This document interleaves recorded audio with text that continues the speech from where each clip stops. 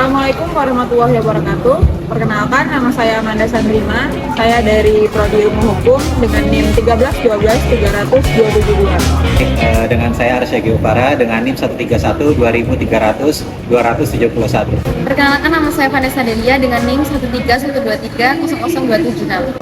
Perkenalkan, nama saya Sabrina Anggian dengan NIM 1312300-268. Perkenalkan, nama saya Leliana Sulbara Syarani dengan NIM 1312300-268. Ini saya ingin membahas tentang Thomas Aquinas, mengenai kritikan kepada Thomas Aquinas tentang penggunaan argumen kosmologis terhadap Thomas Aquinas. Di sini Thomas Aquinas dikenal sebagai Santo Thomas Aquinas, adalah seorang filsuf dan teolog Katolik abad pertengahan. Lahir di Italia pada tahun 1225 atau 1227. Ia memulai pendidikannya di Biara Benediktin sebelum melanjutkan studi di Universitas Naples. Dan kontra terhadap Thomas Aquinas ini dihormati sebagai salah satu teolog dan filsuf terbesar dalam sejarah Katolik. Ada kritik dan kontra terhadap pandangannya. Jadi beberapa kritikus menganggap bahwa pendekatan Aquinas yang mencoba menyatukan filsafat Aristoteles dengan teologi Katolik bisa menjadi terlalu dogmatis, dan mereka mempertanyakan relevansinya dalam konteks masyarakat modern yang mengalami perkembangan ilmiah dan pemikiran. Ada pula kontra terhadap argumennya, termasuk argumen kosmologisnya, yang dituduh terlalu bersandar pada premis-premis filosofis yang mungkin tidak relevan atau diterima dalam paradigma ilmiah kontemporer. Jadi di sini kritik dari saya sendiri terhadap Thomas Aquinas, yaitu argumen kosmologis Aquinas yang bergantung pada konsep sebab akibat. Mungkin terlalu kaku dalam menghadapi pemahaman ilmiah yang terus berkembang.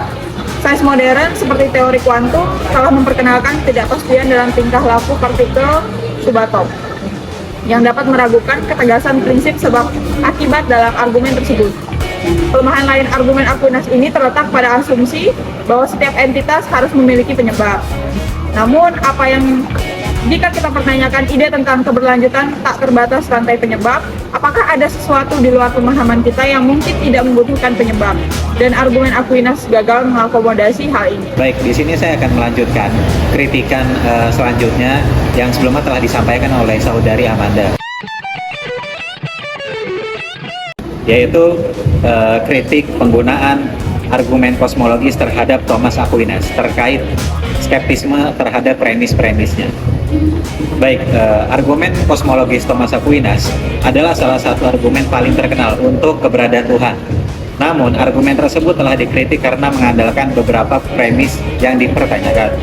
Salah satu kritik yang paling umum adalah argumen tersebut mengandalkan prinsip kasualitas. Prinsip ini menyatakan bahwa segala sesuatu yang mulai ada sebuah sebab, namun beberapa filsuf telah berpendapat bahwa prinsip ini tidak self-evident. Mungkin saja sesuatu bisa mulai ada tanpa sebab tersebut. Namun kritik lain terhadap argumen Thomas Aquinas sendiri adalah argumen tersebut mengandalkan asumsi bahwa alam semesta itu terbatas atau alam semesta terbatas. Namun beberapa fisikawan telah berpendapat bahwa alam sementara tidak terbatas. Jika alam semesta tidak terbatas, maka ia bisa saja selalu ada dan tidak membutuhkan sebab. Akhirnya, argumen Thomas Aquinas sendiri mengasumsikan bahwa penyebab alam semesta haruslah makhluk dengan atribut-atribut Tuhan.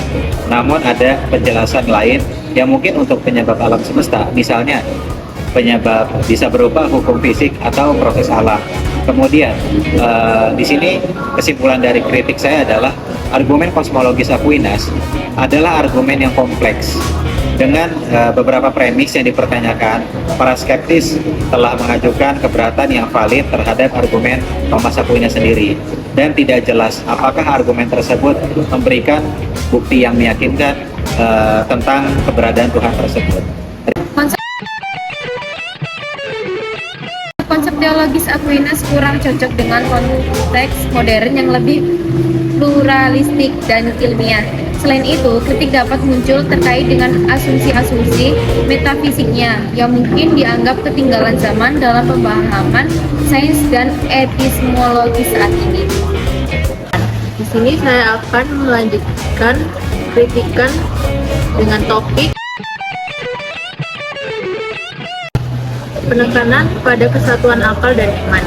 Kritikan terhadap penggunaan argumen kosmologis terhadap Thomas Aquinas adalah bahwa argumen tersebut terlalu bergantung pada pemikiran filsafat Yunani kuno dan tidak mempertimbangkan konteks teologis Kristen yang lebih luas.